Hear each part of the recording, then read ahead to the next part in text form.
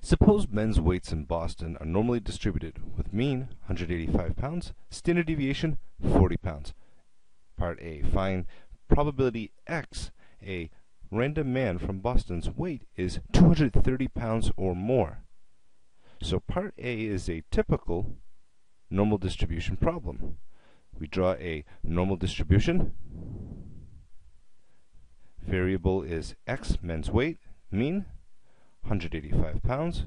We're interested in finding probability that one of the X's randomly selected is 230 pounds or more. So we have a right-tailed test. We transfer into Z's in the typical fashion, where 185, the mean, becomes 0, and 230 becomes 230 minus 185 divided by the standard deviation 40. And the probability that X is greater than or equal to 230 just becomes a problem in Z. The probability that Z is greater than or equal to, and here we break into our calculator, 230 minus 185 divided by 40 gives me approximately 1.13. Now, since this is a right-tailed test, we look up our value on our Z table and subtract it from 1. And let's do just that. 1.13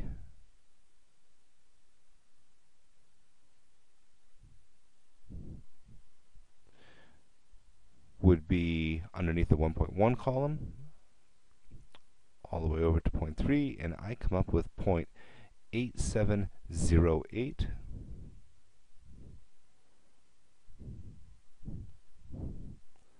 And 1 minus 0.8708 on my calculator gives me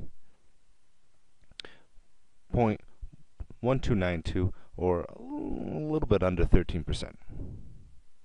Now, part B, find the probability that X bar is greater than or equal to 230, where X bar is a sample of 5 men. Well, in order to calculate probability involving X bar, first we need to know what type of distribution does X bar have.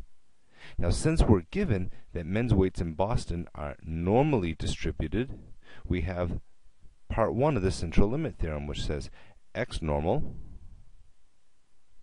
implies X bar normal, with the mean of X bar just equal to the mean of X, which is equal to 185.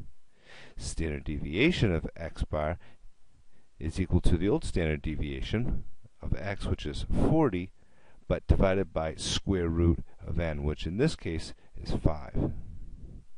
So essentially what ends up happening is, because you end up dividing by the square root of n, you get a smaller standard deviation for X bar, which means that it's not as spread out.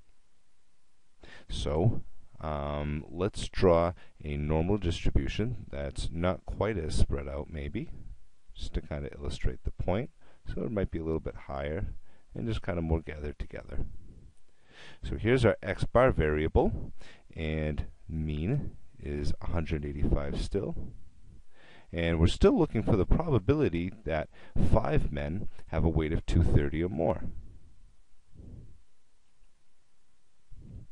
Now again, since this distribution is less spread, because it has a smaller standard deviation, it would be, well, a little bit harder to get out to 230. In other words, the probability of being more than 230 is going to be a little bit smaller than it was when we were just dealing with X. Now, even if this doesn't make mathematical sense yet, it should make intuitive sense. It should be more difficult to get 5 men to have an average weight of 230 than just randomly selecting one person to have their weight 230.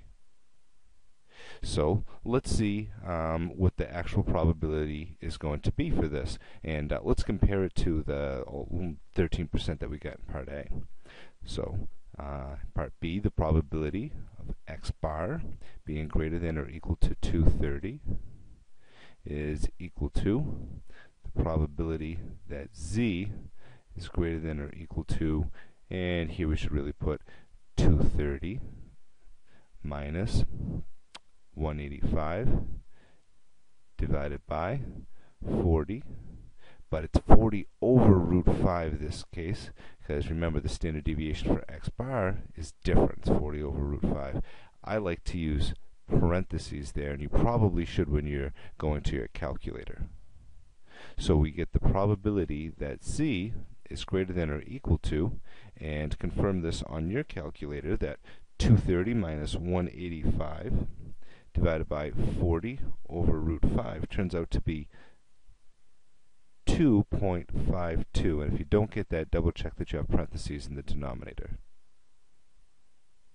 So once you do that, again remember we have a right tail, which means we look up our probability in the z-table and subtract it from 1. So let's look up 2.52 and get our answer.